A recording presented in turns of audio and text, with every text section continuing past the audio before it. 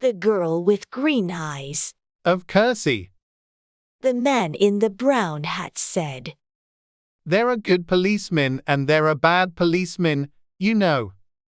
You're right. The young man said. Yes. That's very true. Isn't it, Julie? He looked at the young woman next to him. Julie didn't answer and looked bored. She closed her eyes. Julie's my wife. The young man told the man in the brown hat. She doesn't like trains. She always feels ill on trains. Oh yes. The man in the brown hat said. Now my wife, she doesn't like buses. She nearly had an accident on a bus once. It was last year. No, it wasn't. It was 2 years ago. I remember now. It was in Manchester. He told a long, boring story about his wife and a bus in Manchester. It was a hot day, and the train was slow. There were 7 people in the carriage. There was the man in the brown hat, the young man and his wife, Julie, a mother and 2 children, and a tall dark man in an expensive suit. The young man's name was Bill. He had short brown hair and a happy smile. His wife, Julie, had long red hair and very green eyes the color of seawater. They were very beautiful eyes. The man in the brown hat talked and talked. He had a big red face and a loud voice. He talked to Bill because Bill liked to talk too. The man in the brown hat laughed a lot, and when he laughed, Bill laughed too. Bill liked talking and laughing with people. The 2 children were hot and bored. They didn't want to sit down. They wanted to be noisy and run up and down the train. Now sit down and be quiet. Their mother said. She was a small woman with a tired face and a tired voice. I don't want to sit down, The little boy said. I'm thirsty. Here. Have an orange. His mother said. She took an orange out of her bag and gave it to him. I want an orange too. The little girl said loudly. All right, here you Airy. Said her mother. Eat it nicely now. The children ate their oranges and were quiet for a minute. Then the little boy said. I want a drink. I'm thirsty. The tall dark man took out his newspaper and began to read. Julie opened her eyes and looked at the back page of his newspaper. She read about the weather in Budapest and about the football in Liverpool. She wasn't interested in Budapest and she didn't like football, but she didn't want to listen to Bill and the man in the brown hat. Talk, talk, talk. She thought. Bill never stops talking. Then suddenly she saw the tall man's eyes over the top of his newspaper. She could not see his mouth, but there was a smile in his eyes. Quickly, she looked down at the newspaper and read about the weather in Budapest again. The train stopped at Dawlish station and people got on and got off. There was a lot of noise. Is this our station? The little girl asked. She went to the window and looked out. No, it isn't. Now sit down. Her mother said. We're going to Penzance. The little girl told Bill. For our holidays. East. Her mother said. My sister's got a little hotel by the sea. We're staying there. It's cheap, you see. Ease. The man in the brown hat said. It's a nice town. I know a man there. He's got a restaurant in King Street. A lot of holiday people go there. He makes a lot of money in the summer. He laughed loudly. Is. He said again.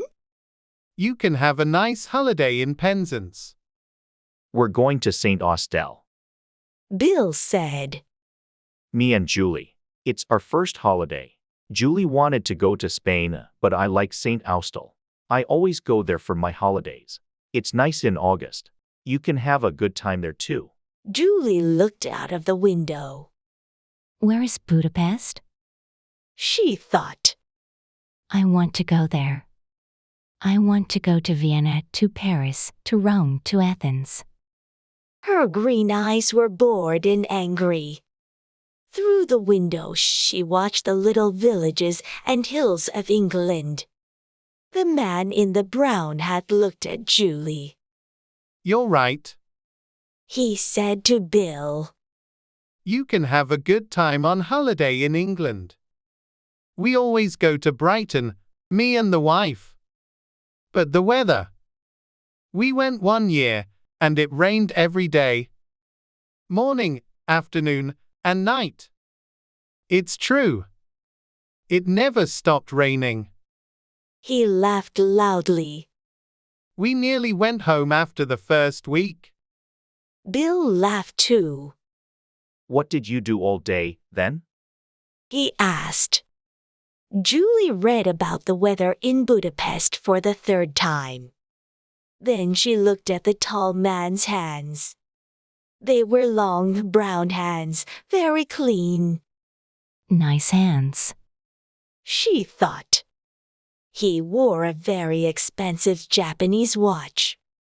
Japan? She thought. I'd like to go to Japan. She looked up and saw the man's eyes again over the top of his newspaper. This time she did not look away. Green eyes looked into dark brown eyes for a long, slow minute. After Newton Abbot Station, the guard came into the carriage to look at their tickets. Now then. He said. Where are we all going? This train's latey. The man in the brown hat said. 20 minutes late, by my watch. Julie opened her eyes and looked at the hack page of the tall dark man's newspaper. 10 minutes. The guard said. That's all. He smiled at Julie. The tall dark man put his newspaper down, found his ticket, and gave it to the guard. The guard looked at it. You're all right, sir? He said. The boat doesn't leave Plymouth before 6 o'clock. You've got lots of time. The tall man smiled, put his ticket back in his pocket, and opened his newspaper again. Julie didn't look at him. A boat. She thought. He's taking a boat from Plymouth. Where is he going? She looked at him again with her long green eyes. He read his newspaper and didn't look at her. But his eyes smiled. The train stopped at Toth Station and more people got on and off. Everybody's going on holiday. Bill said. He laughed. It's going to be wonderful. No work for 2 weeks. It's a nice, quiet town, St Austell. We can stay in bed in the mornings and sit and talk in the afternoons and have a drink or two in the evenings. Julie? He looked at his wife. Are you all right, Julie? Yes, Bill. She said quietly. I'm okay. She looked out of the window again. The train went more quickly now, and it began to rain. Bill and the man in the brown hat talked and talked. Bill told a long story about 2 men and a dog, and the man in the brown hat laughed very loudly. Green eyes looked into dark brown eyes for a long, slow minute. That's a good story. He said. I like that. You tell it very well. Do you know the story about And he told Bill a story about a Frenchman and a bicycle. Why do people laugh at these stories? Julie thought, They're so boring. but Bill liked it. Then he told a story about an old woman and a cat, and the man in the brown hat laughed again. That's good too. I don't know. How do you remember them all? The little girl said suddenly. She looked at Bill. Why did the cat die? Shh. Be quiet. Her mother said. Come and eat your sandwiches now. That's all right. Bill said. I like children. The man in the brown hat looked at the children's sandwiches. Mem, I'm hungry too. He said. You can get sandwiches in the restaurant on this train. He looked at Bill. Let's go down to the restaurant, eh? I need a drink too. Bill laughed. You're right. It's thirsty work, telling stories. The two men stood up and left the carriage. The little girl ate her sandwich and looked at Julie. But why did the cat die? She asked. I don't know. Julie said. Perhaps it wanted to die. The little girl came and sat next to Julie. I like your hair. She said. It's beautiful. Julie looked down at her and smiled. For some minutes it was quiet in the carriage. Then the tall dark man opened his bag and took out a book. He put it on the seat next to him and looked at Julie with a smile. Julie looked back at him and then down at the book. Famous towns of Italy, she read. Venice, Florence, Rome, Naples. She looked away again, out of the window at the rain.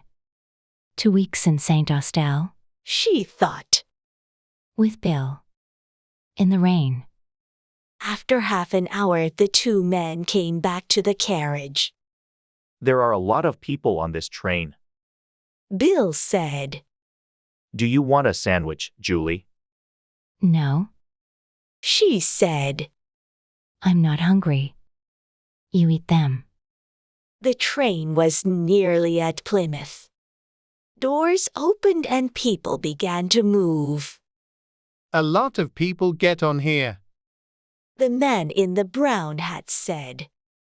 The tall dark man stood up and put his book and his newspaper in his bag. Then he picked up his bag and left the carriage. The train stopped at the station. A lot of people got on the train, and 2 women and an old man came into the carriage. They had a lot of bags with them. Bill and the man in the brown hat stood up and helped them. One of the women had a big bag of apples. The bag broke and the apples went all over the carriage. Oh damn. She said.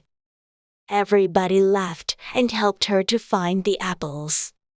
The train moved away from Plymouth Station. The man in the brown hat laughed very loudly. After a minute or two, everybody sat down and the woman gave some apples to the children. Where's Julie? Bill said suddenly. She's not here. Perhaps she went to the restaurant. The man in the brown hat said.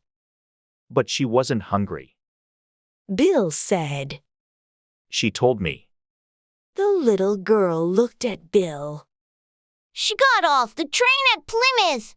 She said. With the tall, dark man. I saw them. Of course she didn't. Bill said. She's on this train. She didn't get off. Yes, she did. The children's mother said suddenly. I saw her too. The tall man waited for her on the platform. He waited for her. Bill's mouth was open. But he read his newspaper all the time. He didn't talk to Julie.